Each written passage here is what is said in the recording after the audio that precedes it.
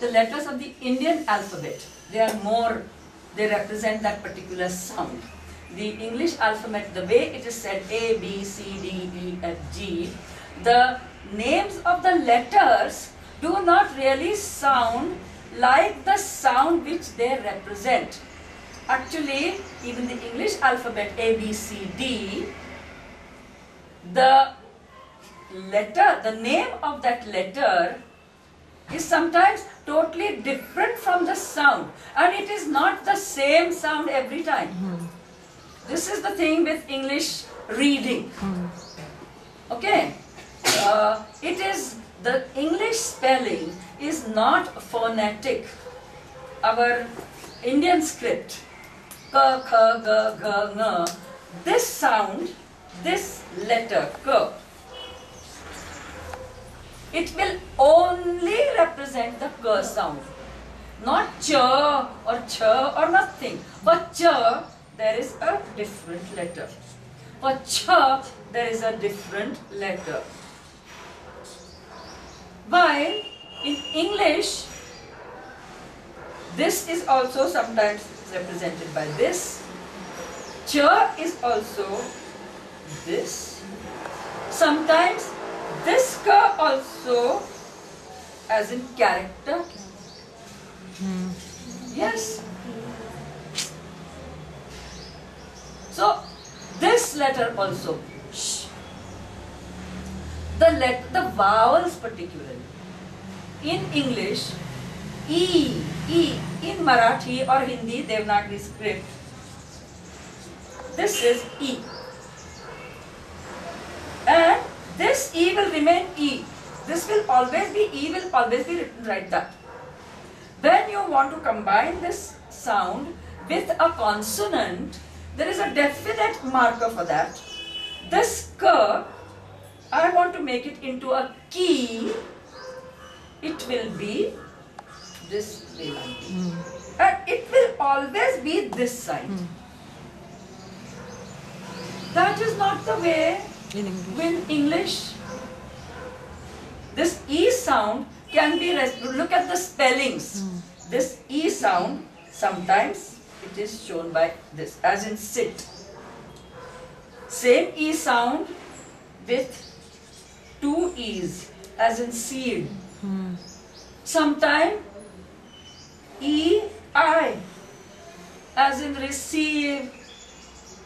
No, I before. Sometimes I, E. All these combinations. And EA.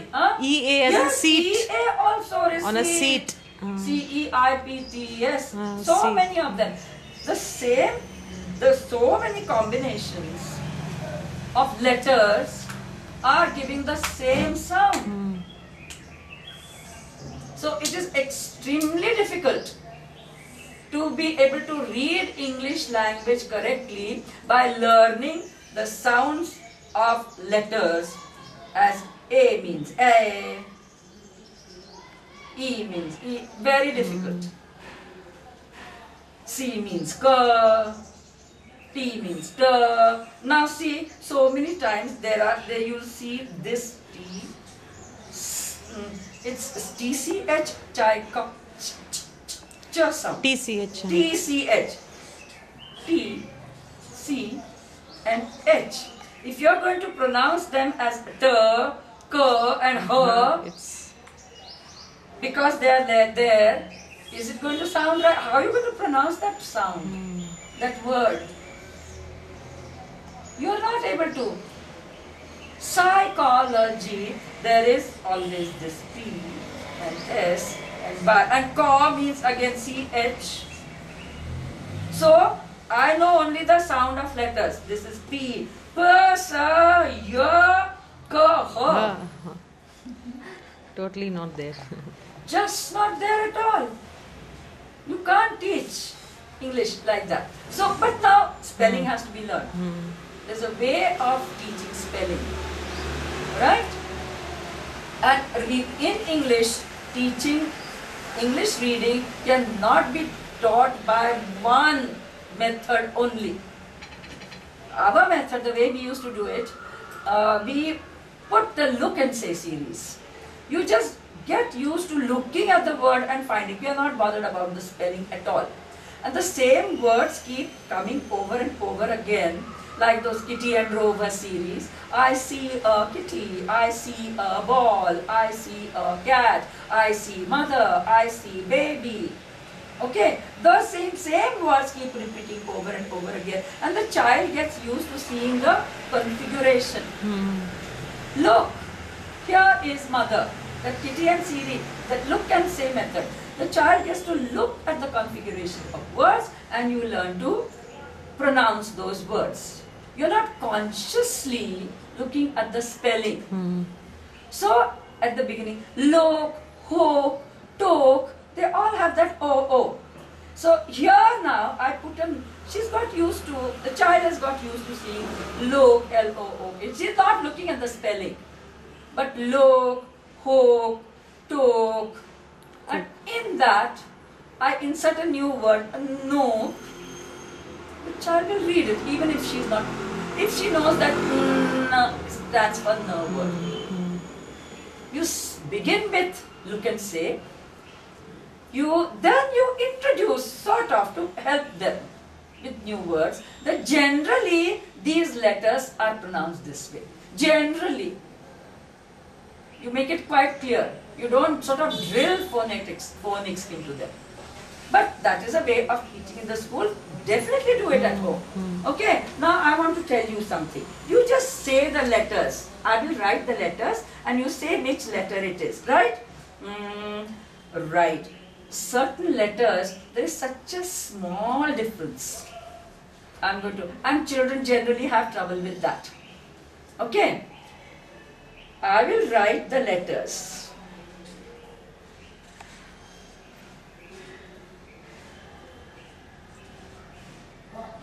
Which is this letter?